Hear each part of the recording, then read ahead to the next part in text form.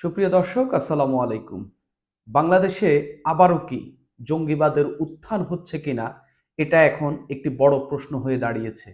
যেখানে হিজবুত তাহরিরের মতো একটি নিষিদ্ধ সংগঠন, সারা বিশ্বের বিভিন্ন দেশে এই সংগঠনটি নিষিদ্ধ। বাংলাদেশেও ২০০৯ সালে সংগঠনটিকে নিষিদ্ধ করা হয়েছিল। আমরা দেখলাম শেখ হাসিনার পতনের পর এই সংগঠনটির কার্যক্রম ধীরে ধীরে তারা প্রকাশ্যে আসছে এবং তারা ধীরে ধীরে তাদের কার্যক্রম চালিয়ে যাচ্ছে। ঢাকা শহরের বিভিন্ন স্থানে আপনি দেখতে পাবেন হিজবুত তাহরিরের পোস্টার, ব্যানার, লিফলেট। একেবারে বিভিন্ন স্থানে অলিতে গলিতে গুরুত্বপূর্ণ জায়গায় তারা যে খেলাফত চায়, তারা যে শরিয়া ভিত্তিক সমাজ চায়, সেটার বিভিন্ন ধরনের প্রচারণা চালিয়ে তারা পোস্টার সাটিয়ে রেখেছে। এরপর আমরা দেখতে পেলাম বাইতুল মুকাররমে জুমার নামাজের পর তারা একটা একটা মিছিল বের করলো। একেবারে কম না, মানে মনে হয়নি, অন্তত তাদের মিছিলটি দেখে মনে হয়নি যে কোনো ধরনের একেবারে ফেলে দেওয়ার মতো কোনো সংগঠন।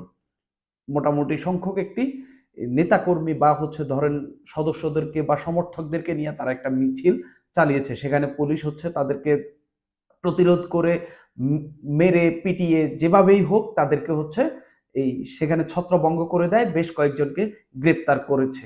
তো এরপরেই আমরা দেখতে পেলাম হঠাৎ করে এই হিজবুত তাহরিরের বিরুদ্ধে সরকার একটু কঠোর হচ্ছে। যেদিনই হিজবুত তাহরির এই মিছিলটি বের করেছে, সেদিন রাতেই একজন উপদেষ্টার একটা প্রতিষ্ঠানে বোমা হামলার মতো একটি ঘটনা দেখলাম। এতদিন ধরে যেহেতু বাংলাদেশে গত ৭ মাসে শেখ হাসিনার পতনের পর তেমন উল্লেখযোগ্য কোনো বোমা হামলা, একেবারে রাজনৈতিক ধরেন ককটেল মকটেল ছাড়া সেরকম কোনো বোমা হামলা দেখিনি। এই প্রথমবারের মতো গত ৭ মাসে যেদিনই হিজবুত তাহরিরকে পুলিশ বাধা দিয়েছিল, তাদের মিছিলে পুলিশ বাধা দিয়েছিল, তাদের কয়েকজন নেতাকর্মীকে যখন পুলিশ গ্রেপ্তার করেছে, বিভিন্ন সংস্থা, ডিবি, তারপরে এই কাউন্টার টেরোরিজম, বিভিন্ন আইন শৃঙ্খলার বিভিন্ন উইং যখন তাদেরকে গ্রেপ্তার করেছে, যখন কুমিল্লাতেও হিজবুত তাহরিরের কয়েকজনকে গ্রেপ্তার করেছে, পাশাপাশি দেশের বিভিন্ন স্থানে আরো কয়েকজনকে গ্রেপ্তারের খবর শোনা গেছে, তখনই ওই উপদেষ্টা প্রতিষ্ঠানে হামলা চালানো হলো, হামলা চালানো। এই বোমা হামলাটি কারা চালিয়েছে সেটার বিষয়ে এখনো পুলিশ পূর্ণাঙ্গ কোনো তথ্য দিতে পারেনি, বা এখন পর্যন্ত কিছু আঁচ করতে পারেনি, বা কাউকে শনাক্ত করতে পারেনি। তবে কেউ কেউ দুয়ে দুয়ে চার মিলিয়ে নিচ্ছেন। যেদিনই হিজবুত তাহরির মিছিল বের করেছে, পুলিশ তাতে বাধা দিয়েছে, মোটামুটি ছোটখাটো একটু সংঘর্ষ হয়েছে এবং হিজবুত তাহরিরের বেশ কয়েকজনকে গ্রেপ্তার করা হয়েছে, তখনই ওই রাতেই এই বোমা হামলা তো সেরকম ভাবে না, বোমা নিক্ষেপ করা হয়েছিল যে পেট্রোল বোমায় আগুন ধরিয়ে ওই প্রতিষ্ঠানে মারা হয়েছিল। খুব বেশি ক্ষয়ক্ষতি হয়নি, তবে ঘটনাটি ঘটেছে। এগুলোর সঙ্গে কিছু না কিছু মেলানো যায় এবং বাংলাদেশে কি আবারও জঙ্গিবাদের উত্থান হচ্ছে কিনা, এটা নিয়ে একটা প্রশ্ন করাই যেতে পারে। নানান জন এই প্রশ্নটি করছেন। এখন প্রশ্ন হিজবুত তাহরির কি জঙ্গিবাদী সংগঠন কিনা? হিজবুত তাহরির যদি ওই রকম সংগঠন নাই হতো, তাহলে এই সংগঠনটিকে বিভিন্ন দেশে, সারা বিশ্বের বিভিন্ন দেশে নিষিদ্ধ করা হতো না। তারা শরিয়া ভিত্তিক আইন চায়, তারা এই বিভিন্ন দেশের যে সংবিধানগত কাঠামো, সংবিধানের উপর ভিত্তি করে যে রাষ্ট্র কাঠামো তৈরি হয়েছে বা যে রাষ্ট্র কাঠামো চলমান রয়েছে, তারা এসবে বিশ্বাস করে না। তারা শরিয়া ভিত্তিক, ধর্মভিত্তিক একটি কাঠামো তৈরি করেছে এবং এটাকে সংবিধান হিসেবে দেখে, যেটাকে খেলাফত বলা হয়, এই খেলাফত কায়েমের জন্য তারা কর্মকাণ্ড চালিয়ে যাচ্ছে। এই জন্যই সারা বিশ্বের বিভিন্ন দেশে তাদেরকে নিষিদ্ধ করা হয়েছে এবং তারা বিভিন্ন সময় এই বিভিন্ন স্থানে হামলা, তারপরে নানান কিছুর এরকম যখন হুমকি দিয়েছিল, সেই সবের পরিপ্রেক্ষিতে তাদেরকে নিষিদ্ধ করা হয়েছে। বাংলাদেশেও তারা নিষিদ্ধ করার পরেও গুপ্তভাবে তাদের কর্মকাণ্ড চালিয়ে যাচ্ছে। আমরা দেখেছি শেখ হাসিনা সরকারের সময়ও বিভিন্ন সময়ে হিজবুত তাহরিরের অনেকজনকে গ্রেপ্তার করা হয়েছিল, তবে সে সময় এটা নিয়ে হাসাহাসি হতো। কেননা শেখ হাসিনা সরকার মানুষের কাছে এতটাই ঘৃণার পর্যায়ে চলে গিয়েছিল যে হিজবুত তাহরিরের কাউকে যদি তাদের বই, তাদের লিফলেট সহ গ্রেপ্তার করা হতো, কিংবা তাদের নাশকতামূলক পরিকল্পনার জন্য গ্রেপ্তার করা হতো, মানুষ তখন হাসাহাসি করত। কিন্তু এখন শেখ হাসিনা সরকারের পতনের পর নতুন করে প্রকাশ্যে আসা শুরু করেছে এই সংগঠনটি। এই কি প্রথমবারের মতো, মানে হচ্ছে এই শুক্রবার জুমার নামাজের পর প্রথমবারের মতো কি তারা মিছিল বের করেছে? না, তারা শেখ হাসিনার পতনের পর থেকে তারা এই আন্দোলনের, শেখ হাসিনার পতনের আন্দোলনে নিজেদেরকে একটি দাবিদার বা একটি অংশীজন হিসেবে দাবি করে তারা বিভিন্ন সময় হচ্ছে সামনে এসেছে। একটু জেনে নিই তারা হচ্ছে কখন কখন হচ্ছে সামনে এসেছে শেখ হাসিনার পতনের পর। তার আগে একটু জেনে নিই তারা আসলে কি চায়। আদর্শগতভাবে হিজবুত তাহরীরের লক্ষ্য বিশ্বজুড়ে ইসলামিক খেলাফত প্রতিষ্ঠা করা। তারা গণতন্ত্র বিরোধী, মানে কাঠামোগত যে গণতন্ত্র রয়েছে, বিরাজমান রয়েছে সারা বিশ্বে বর্তমানে, যে গণতন্ত্রের যে প্র্যাকটিস রয়েছে সেটাই তারা বিশ্বাসী নয়। কোরআন সুন্নাহর আলোকে সংবিধান চান তারা, এরকম একটি খসড়া সংবিধান তাদের সংগঠনটির রয়েছেও। বিভিন্ন সময় বিভিন্ন দেশের, আরব দেশ, জার্মানি, তুরস্ক, পাকিস্তানি হিজবুত তাহরীর নিষিদ্ধ করা হয়েছে। 2024 সালে যুক্তরাজ্যেও তাদেরকে নিষিদ্ধ করা হয়েছে। বিভিন্ন দেশে নিষেধাজ্ঞার বিষয়ে সংগঠনটির বক্তব্য হলো, বিভিন্ন রাজনৈতিক বাস্তবতায় বিশ্বের কিছু দেশ হিজবুত তাহরীরের কার্যক্রম নিষিদ্ধ রয়েছে, তবে যুক্তরাষ্ট্র, কানাডা সহ অনেক দেশে সংগঠনটি বৈধভাবে কার্যক্রম পরিচালনা করছে। বাংলাদেশও 2009 সালে তাদেরকে গ্রেপ্তার করে। গণ অভ্যুত্থানের পর, মানে শেখ হাসিনার পতনের পর, এই সংগঠনটি আসলে কিভাবে তারা হচ্ছে প্রকাশ্যে এসে কার্যক্রম চালিয়ে যাচ্ছে এবং সরকার যে তাদেরকে দমন করেনি এগুলোরই প্রমাণ হচ্ছে আপনারা ধীরে ধীরে পাবেন। 5ই আগস্ট শেখ হাসিনা সরকারের পতনের দুদিন পর 7 আগস্ট বাংলাদেশ জাতীয় সংসদ ভবনের সামনে সভা করতে দেখা যায় হিজবুত তাহরীরের কর্মীদের। 7 আগস্ট বাংলাদেশে মূলত কোনো সরকার ছিল না, বাদ দিলাম সরকার, মানে ইউনূস সরকার হচ্ছে ক্ষমতায় বসেছে বা হচ্ছে শপথ গ্রহণ করেছে 8 আগস্ট, অর্থাৎ 7 আগস্ট হচ্ছে এই কর্মকাণ্ড দেখার দায়িত্ব তাদের ছিল না। পুলিশেরও তখন সেই অবস্থা ছিল না তারা যে এটা প্রতিহত করবে। সাদা কালো কাপড়ে ইসলামের কালেমা লেখা পতাকা, খেলাফতের দাবি সংবলিত ব্যানার, লিফলেট নিয়ে সেখানে শখানেক কর্মী উপস্থিত ছিলেন। একই দিনে সংগঠনটি ঢাকা বিশ্ববিদ্যালয়ের রাজু ভাস্কর্যের সামনে একটি সভা করে। এছাড়া সরকার পতনের পর হিজবুত তাহরীর ঢাকা ও ঢাকার বাইরে বিভিন্ন সভা সমাবেশ ও মিছিল কর্মসূচি পালন করেছে, সেগুলো একেবারে ছোট আকারে। এছাড়া বিভিন্ন জায়গায় স্টল দিয়ে দাওয়াতি কার্যক্রম পরিচালনা করেছে। আগস্ট মাসে বন্যার সময় ভারতের পানি আগ্রাসনের প্রতিবাদ শিরোনামে হিজবুত তাহরীরের ব্যানারে ঢাকায় বড় বিক্ষোভ মিছিল করতে দেখা গেছে।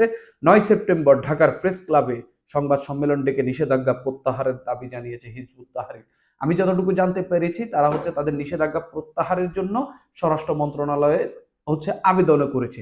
এই যে এই শেখ হাসিনার পতনের পর এই হিজবুত তাহরীর যে এতগুলো কর্মকাণ্ড চালিয়ে যাচ্ছে, আমি 7 আগস্টের মানে তাদের কর্মসূচিটা বাদ দিলাম, বাকিগুলোতে কি এই সরকার কোনোভাবে তাদেরকে প্রতিরোধ করেছে?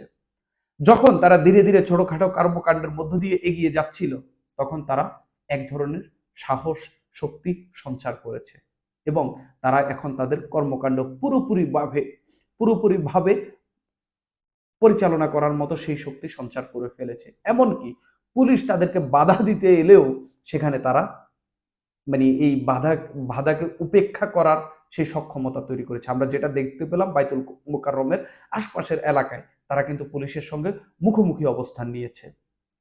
বেশ কয়েকজন আহত হয়েছেন।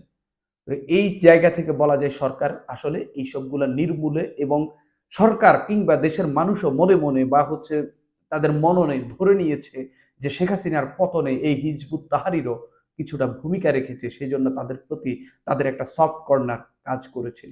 এই সফট কর্নার কাজ করতে গিয়েই এখন হিজবুত তাহরীর বাংলাদেশের দিকে চোখ রাঙাচ্ছে, নতুন করে তাদের উত্থানের চেষ্টা চালিয়ে যাচ্ছে, যাতে করে আবারও বাংলাদেশ পিছিয়ে যেতে পারে, এখানে আরও একটি জঙ্গিবাদের উত্থান ঘটতে পারে।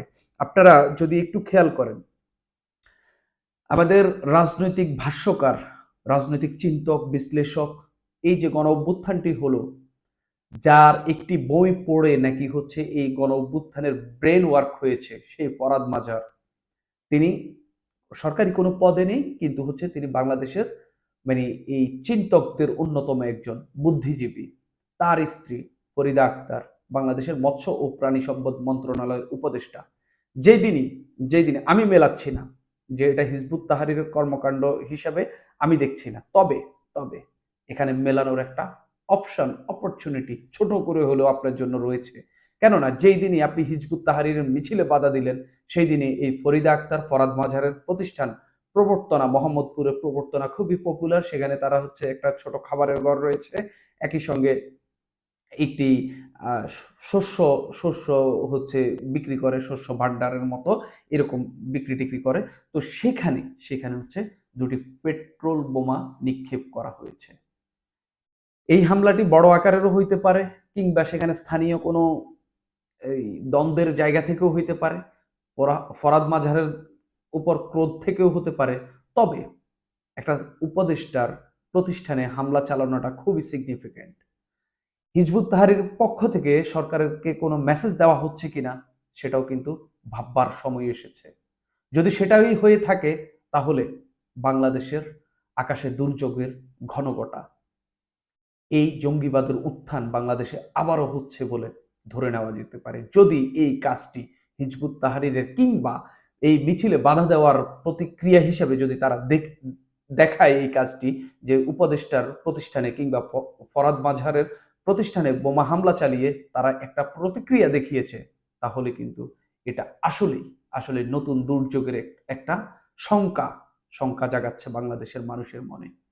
সেই ক্ষেত্রে এই হিজবুত তাহরীর যে কর্মকাণ্ড চালাচ্ছে এবং এই বোমা হামলাটি, আমি এখনো বলছি না এটি হিজবুত তাহরীর চালিয়েছে, আমি এখনো মনে করি সেখানে লোকাল কোনো হচ্ছে দ্বন্দ্ব থেকে এই হামলাটি হয়েছে, ফরাদ মাজারের উপর ক্রোধ থেকে এটি হয়েছে, সেই জায়গাটি দখল করার জন্য এটি হতে পারে, নানান কারণে হইতে পারে। তবে যেহেতু তার স্ত্রী বা ফরিদা আক্তার এখনো উপদেষ্টা পরিষদে আছেন, তার সঙ্গে ওই ক্ষমতায় মানে খেলাখেলি করে এখনো পেরে উঠবে না, সেই জায়গায় ওই লোকাল বিষয়গুলো কেন জানি মনে হচ্ছে যে সেগুলো এখন নাও ঘটতে পারে। কিন্তু এই হামলাটি আসলে হঠাৎ করে উপদেষ্টা প্রতিষ্ঠানে কেন এলো সেটা কিন্তু ভাববার সময় এসেছে। যদি হিজবুত তাহরীর করে করে থাকে এটা, এবং তারা যদি এটা দেখি প্রতিক্রিয়া হিসাবে যদি এটা করে থাকে, তাহলে মানে ভাবতেই হবে এদেরকে এখনই দমন করা কিংবা নির্মূল করার সময় এসেছে, কিংবা তাদেরকে আসলে আর যে ৫ আগস্টের পর শেখ হাসিনার পতনের পর যেভাবে ছাড় দিয়ে আসা হচ্ছে সেটা আর দেওয়ার কোনো সুযোগ নেই। না হলে বাংলাদেশ ধ্বংসের দ্বার প্রান্তে চলে যাবে। সুপ্রিয় দর্শক, আজ এই পর্যন্তই।